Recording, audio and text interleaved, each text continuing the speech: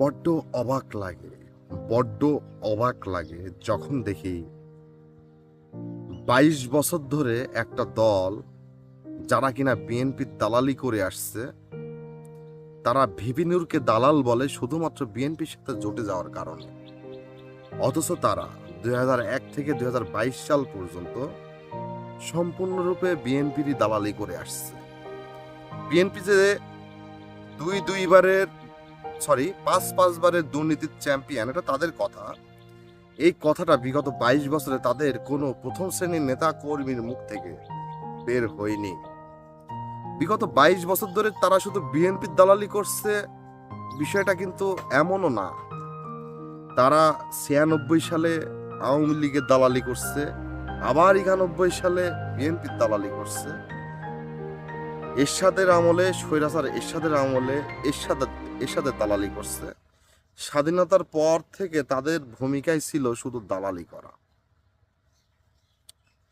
এখন তারাই যদি অভ্যুত্থানের অন্যতম একজন নায়ক,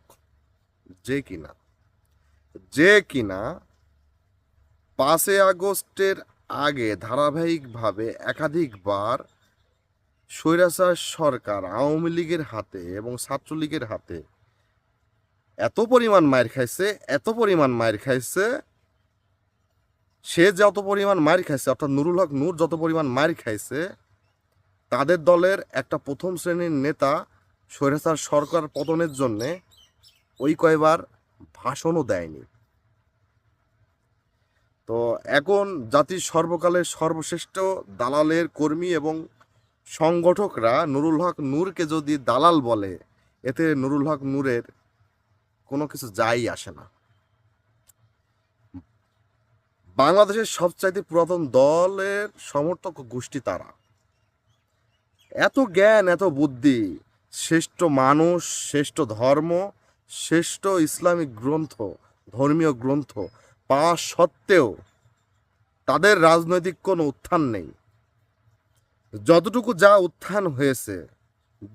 যা উত্থান হয়েছে জুলাইয়ের চেতনা বিক্রি করেই হয়েছে।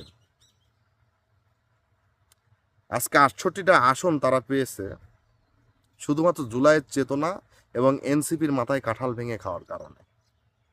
তা না হলে এটা কোনোভাবেই সম্ভব ছিল না। তবে যাই হোক, ৬৮টা আসন যেহেতু তারা পেয়েছে, আমি মনে করি বিগত ৮০ বছরের রাজনীতিতে এটাই তাদের সবচেয়ে বড় উত্থান, এবং সে হিসাব করতে গেলে আমি তাদের জন্য একটু শুভকামনাই করি।